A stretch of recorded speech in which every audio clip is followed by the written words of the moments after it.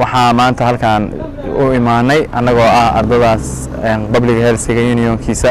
oo aan aniga gudoomiye u ahay waxaan aragnay maadaama xilli roobaad jiro inay xanuuno badan magaalada ka jiraan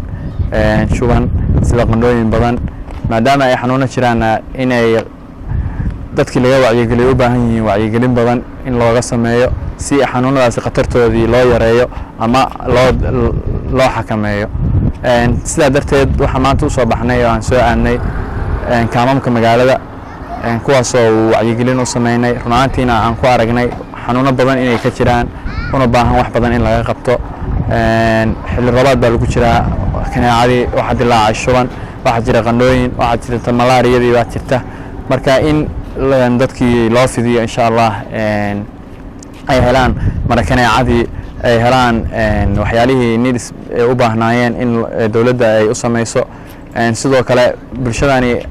halkani waxay la daalaa dhacaan waa nolol maalmeedkooda ma haystaan waxay carruurtooda ku geeyaan xarun caafimaad marka sida awgeed baa annagana u soo dooranay dadkii inaan wax u wacyigelino wax badan aan u sheegno runaantiina wacyigelin kaliya maanta uma baahna xanuunada maadaama ay jiraan wax qabadna way u baahan yihiin insha Allah in wax badan laga qabto fariintaasi aan u gudbinayno cid walba oo ay qusayso oo waxay ka qaban karto hay'adaha dawladda in ay insha Allah dadkani sida ugu macquulsan ugu dhaqsiyaha badan inay ka soo gaaraan ayna insha Allah caawinaad u sameeyaan annagana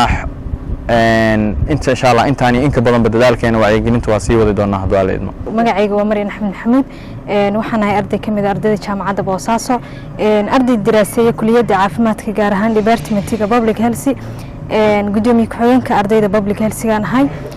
waxaan joognaa xaafadda Jilab 5 maanta waxaan soo booqanay halka waxaan u nimaanay in aan dadka xaafadda Jilab 5 ku nool aan ka ogaano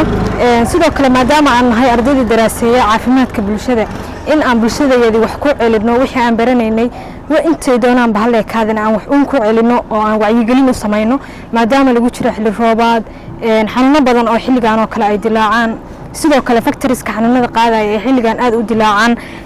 waxaan ugu nimi wacyigelin iyo xog wareysi hadda waxaan noo soo gabagaboobay xogtii aan ka wareysanay iyo wacyigelintii aan u sameeynay xaafadda walaa waxyaalo badan bay noo sheegeen oo ay ka mid yihiin suuliyaasha kale inay aad uga buuxaaneen maxay wax ay iskaga jiidaan suuliyaasha aysan awoodi karin in ay xaafado badan oo 10 reer ilaa 12 reer gaarayaan ay suuliyaasha ku wadaagaan oo kale qashinka inuusan ka fogeyn meesha ku noolaayeen oo aad ugu dhow yahay ay u baahan yihiin qashinka in laga qaado ama maxay gaari lagaga qaado qashinka laga fogeeyo meel ka dheer aaga xaafadaha la geeyay maadaama qashinku uu yahay waxyaalo ugu badan oo wax ka dhashaan sida daqsigii markuu qashinka ka dhasho guryaha uu imaanayo cudurro badan uu faafinayo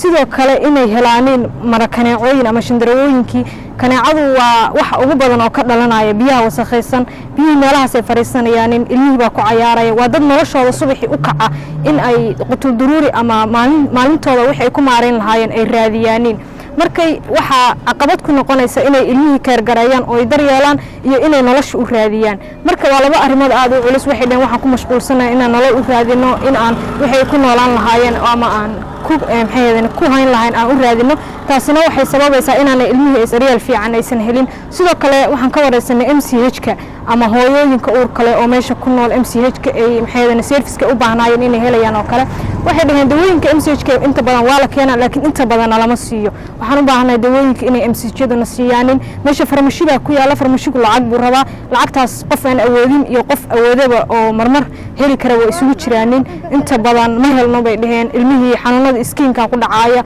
oo biyaha wasakhda iska dhaxgalayaan qashinkaas iska dhaxgalayaan waxaan rajeynayaa insha Allah cid kasto ay khusayso arintaas inay dadkaas kala qayb qaataan oo wax ka caawiyaan waxay ka caawin karaan waa meelo godan waa meelo u baahan in carakaabo lagu shubo waana meelo